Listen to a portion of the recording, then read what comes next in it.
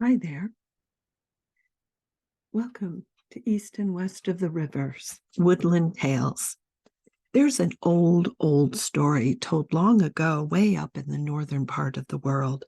The story is called The Dear Mother, and it connects hearts and minds to our oldest ancestors when stories were told around the fire on the darkest days of winter. So go gather a warm drink, get cozy, and settle in for this woodland tale. Once upon a time, long ago, well, perhaps not that long ago, way up in the northern part of our earth, our ancestors would gather around to tell this story on the longest night of the year, on the winter solstice. On this night long ago, during the deepest part of winter, it was cold and very dark, and it turned out to be the coldest and harshest winter the woodlands had ever seen. All the creatures of the forest, who usually during this time of year burrow deep into the underground to keep themselves warm, but this year it was so cold, everything was frozen solid. All the water was frozen. Even the deepest part of the earth was frozen solid.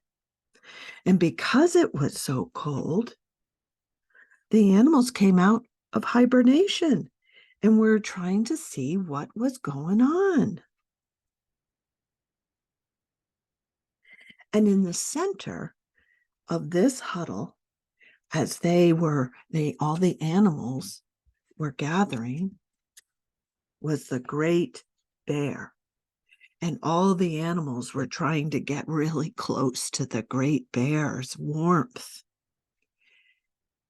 And as they're moving inward and trying to get warm, out on the edges, where smaller creatures lay, there was suddenly a lot of movement, and one of the creatures was starting to do its best to burrow its way through all the others to the center.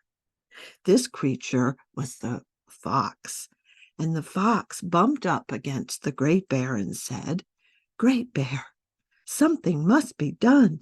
The small creatures on the edge of the huddle, they won't make it through the night if we don't do something.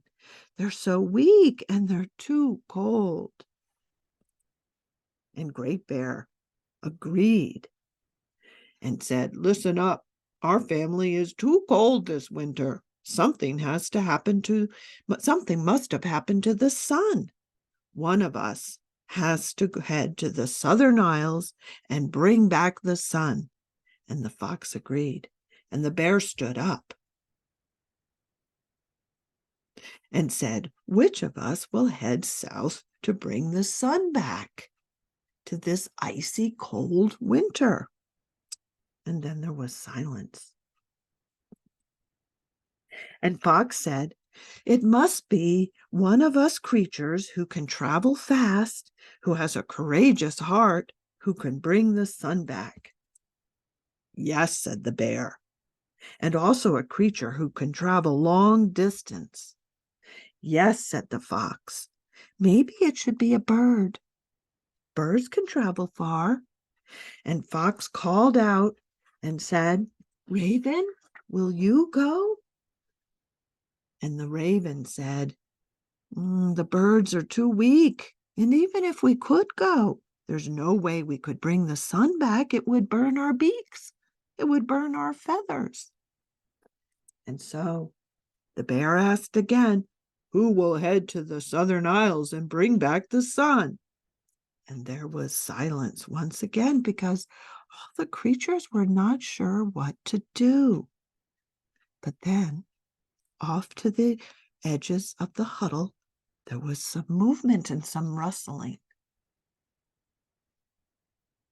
And slowly, a beautiful white and brown furred animal with a big, wet, black nose and velvet antlers that reached high up into the sky was moving towards the center.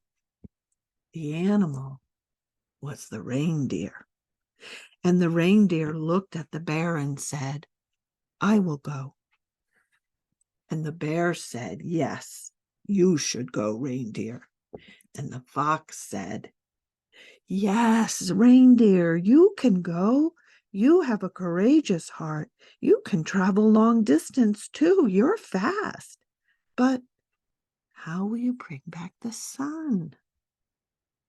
And the reindeer lowered its head. Antlers, they are perfect for holding the sun. I will bring back the sun and on my antlers so the sun can warm the northern lands. And they all agreed. And the bear raised its paws and said, "Brother reindeer, you have my blessings." And the reindeer looked with wide eyes at the great bear and said, "Great bear, don't you know anything about the herds of reindeers? In the winter, the male reindeers shed their antlers. They could not do this. It is I who must go, and I am not brother reindeer, but I am mother deer." And with that, off she turned and sauntered southward towards the forest. And she walked and walked through the cold, dark winter night with one thing in mind, to get to the sun. But it was so far away. The southern isles could be days and days of walking and walking in the frozen woods. But onward she went with her courageous and brave heart. She walked for hours and hours. And suddenly, off in the distance, she heard something in the forest. She kept walking and listening to see what's there.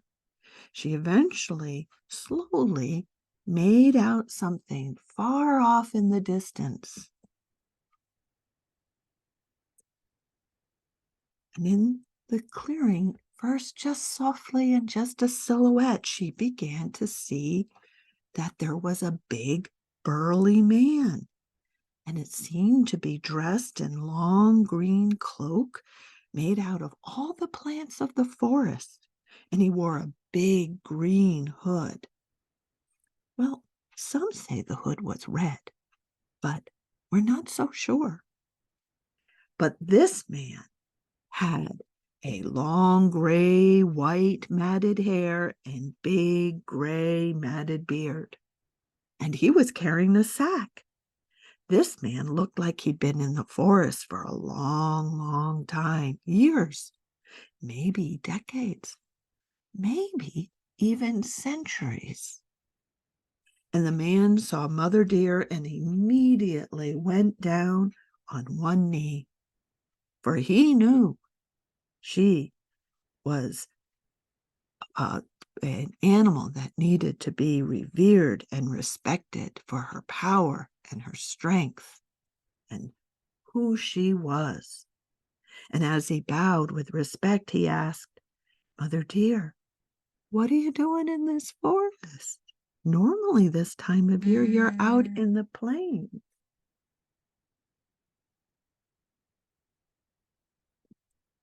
And Mother Deer told the man of her journey to the south, and he was astonished. "But Mother Deer, that could take weeks and weeks.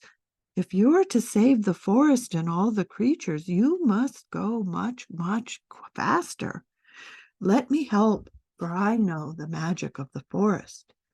And the Mother Deer agreed, and the man reached into his big sack, moving things around, looking inside, trying to find something. And then finally, he pulled out a huge mushroom with big red head covered in white spots.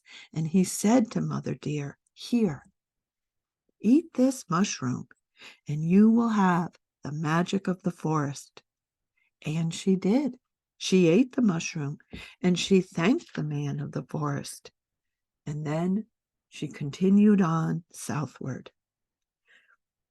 But now, with the medicine of the forest, this time she began to run.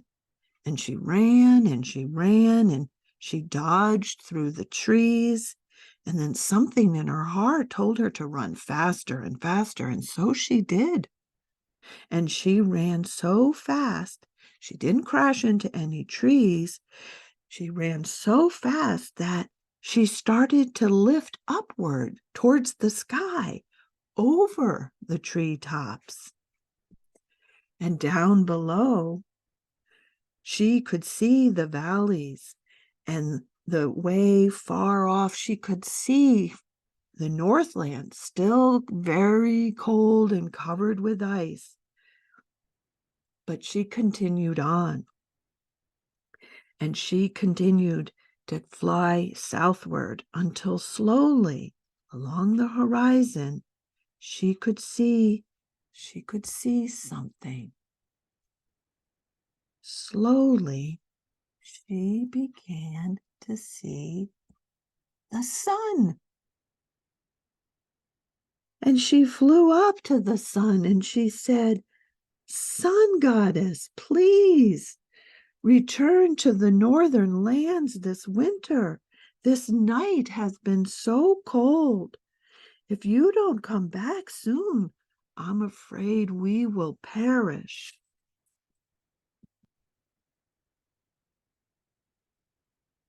The sun goddess said, "Oh, I do want to help, but I am so tired. I've spent all the last 6 months warming the south. I don't have the energy to move quickly, I'm afraid." And Mother Deer said to the sun goddess, "Here, climb onto my antlers. I will carry you to the north." And with that, the sun goddess climbed onto the antlers of the mother deer, and the mother deer turned. And just as quickly as she had gone south, over the treetops, through the dark, cold night, she began to return and head northward. And as she returned, the light of the sun began to break the darkness. And the woodland animals could see a beautiful sunrise beginning to appear over the horizon. The deer mother had returned the sun to the northern forest, and the forest was warmed by the sun goddess. And all was well, thanks to Mother Deer and the medicine man of the forest.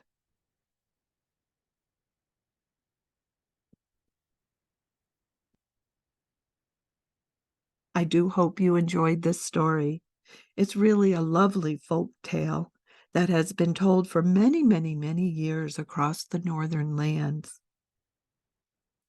And when we look back in time, anthropologists have found that on the cave paintings, the artwork of the first people who lived on Earth, whose stories were left behind on paintings on the cave walls, we see the deer mother, and we can tell that the deer mother was very important and revered. And I'm told that some of these paintings, the deer mother has the sun in her antlers, and the antlers were drawn like the tree of life.